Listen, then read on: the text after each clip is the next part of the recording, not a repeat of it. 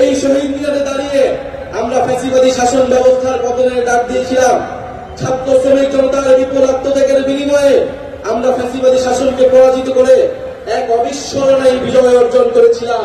আমাদের সুস্পষ্ট এক দফা দাবি ছিল, আমরা ফ্যাসিবাদী ব্যবস্থার বিয়োগ করে এক নতুন রাজনৈতিক বন্দোবস্ত করতে চাই।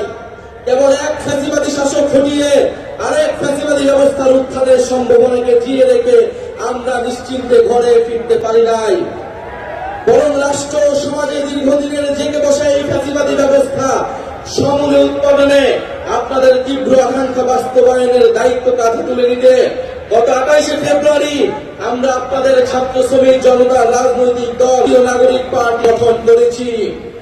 গত এক বছরে আপনারা লক্ষ্য করেছেন যে রাষ্ট্রের মৌলিক ও কাঠামোগত সংস্কারে বিভিন্ন শক্তিশালী পক্ষের বিরোধিতার মুখেও এনসিপি আপনাদের পক্ষ থেকে মৌলিক সংস্কার